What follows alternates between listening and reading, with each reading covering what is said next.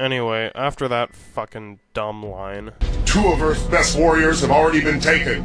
Cabal and Striker. Shao Kahn replies with this. Tell me, did you make them beg for their lives before you destroyed them?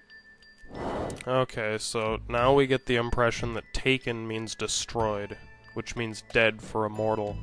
Well, too bad, I was hoping she'd take me. He doesn't mention anything about souls, like... Where's their souls? Give me their souls, I need them, now! Yours too, assume the position. I mean, this would still imply that he wanted them dead. Alright, so at this point all we know is that Shao Kahn has issued an order to take every mortal on Earth within 7 days. And on the 7th day, mankind will rest in peace! So that Shao Kahn and his fetish freak show can move in and build a nice summer home. You know, get away from the old gloomy fortress once in a while. Oh, and I think he wants souls too, but he doesn't seem at all concerned about that himself, so who really knows? I've come for your souls. I don't think so. Cabal and Striker. Tell me, did you make them beg for their lives before you destroyed them? But Master, I thought if I let them I have no use for excuses!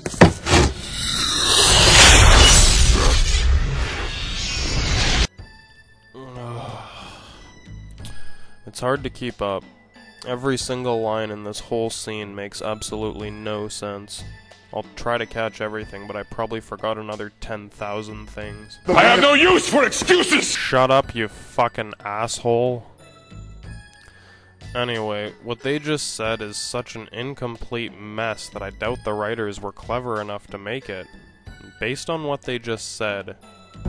Tell me, did you make them beg for their lives before you destroyed them? But Master, I thought if I let them I have no use for excuses! Alright, now bear with me here. What they just did was a sad, pathetic attempt to make Shao Kahn a dynamic character. To make him grow and develop throughout the story. The reason I say this is because in a previous scene, Shao Kahn is alone in his throne room when he is approached by a mysterious old man who obviously knows him and who seems to be of an even higher rank than him. Remember, Shao Kahn is the fucking Emperor of Outworld and reputedly the most supreme badass motherfucker in the known universe.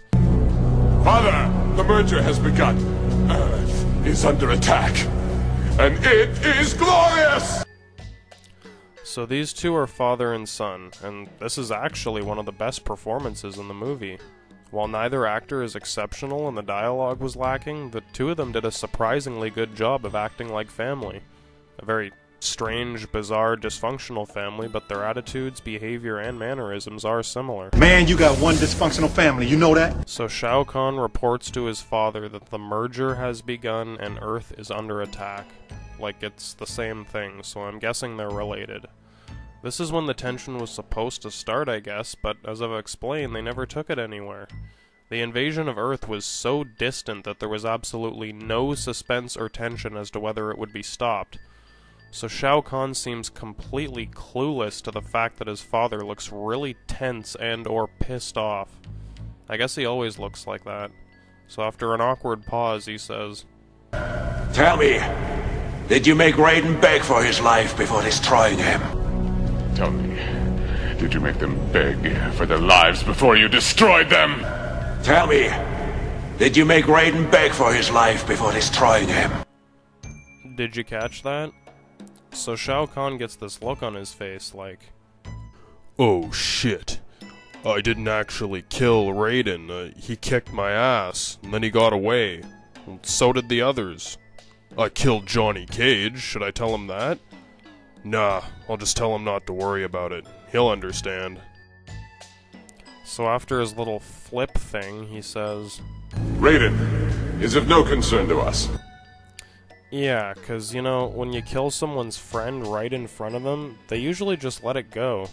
And you know that excuse won't fly with this crazy mofo. You let him live? Now he looks pissed off. He could not be stopped. I have no use for excuses. I have no use for excuses! I have no use for excuses. Did they use a fucking Wheel of Fortune to write this thing? It's nice that Shao Kahn looks up to his father, but does he have to mimic him like a fucking parrot? Well, the simplest explanation is usually the right one. Lazy writers. Anyway, the old guy just gives him a lecture and says don't fuck up again, basically, and walks off. Shao Kahn looks pissed, and he probably thinks he's gotta go get some shit done or something. So back to this fucking dumb scene. It seems that Shao Kahn is still pissed off about his failure to kill Rayden. He's not his jolly evil self that we saw earlier. He looks tense and stressed out, and he's taking it out on his goons. So this is the part that doesn't make sense. Well, one of the parts that don't make sense. Apart from beating us over the head with the fact that Shao Kahn has learned some very specific behavior from his father very recently. Tell me, did you make Rayden beg for his life before destroying him? Tell me, did you make them beg for their lives before you destroyed them? I have no use for excuses. I have no use for excuses! Did you get that? You see, Shao Kahn is learning stuff from his father. The older one is the father. They couldn't have made it any less subtle. You think they made this movie for, like, kids or something? Weird. Apart from that, the way that Shao Kahn carries out this apparent learned behavior in the next 30 seconds of the movie is so confusing and open-ended that it makes my fucking brain want to rot out. But Master, I thought if I let them... I have no use for excuses! Bam! With the hammer. Man, they really made it look like he hit that thing hard. Look at that shit.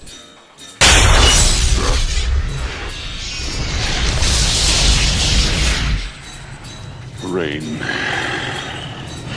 this will never happen again. Oh, so his name's Rain. Okay, because I was wondering. It will never happen again. Oh, now he's dead. Oh well. So long, Rain.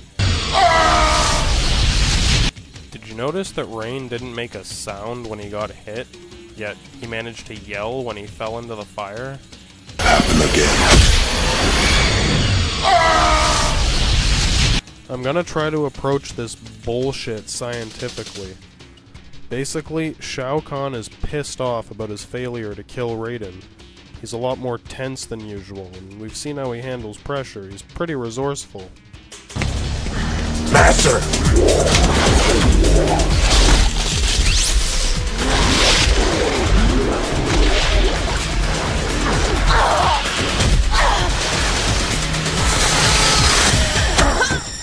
This ends now! So it stands to reason that he rarely gets this worked up about something. Reporting failure to his father really hurt his ego. He's also duplicating his words, which shows us that he is motivated by his father and has picked up a lot of his habits. So when a subordinate disappoints him, and this is where it gets complicated, he picks up a huge fucking hammer and smashes them into a pit of fire. He says, Rayden, this will never happen again. It is true, this will never happen again. He's also making an example of this insubordination to his other followers. Those ones, not the dead guy. Happen again. Alright, well, that seems simple enough. But there is never any clear mention, and this is pretty important when you kill somebody for doing something that you don't like, of what exactly Rain did to defy Shao Kahn. Shao Kahn might know, but the audience doesn't. So you're saying, well, he failed to kill two of Earth's best warriors. Well, that makes sense. But think about it. First of all, he said that he let them live before he was smashed in the gut with a 2-ton steel hammer. He could be lying. He could have gotten his ass kicked, kind of like what happened to Shao Kahn with Rayden. You see, but if that were the case, why would he have even brought them up in the first place? Would have been like, 2 of Earth's best warriors kicked the living shit out of me. Cabal and Stryker.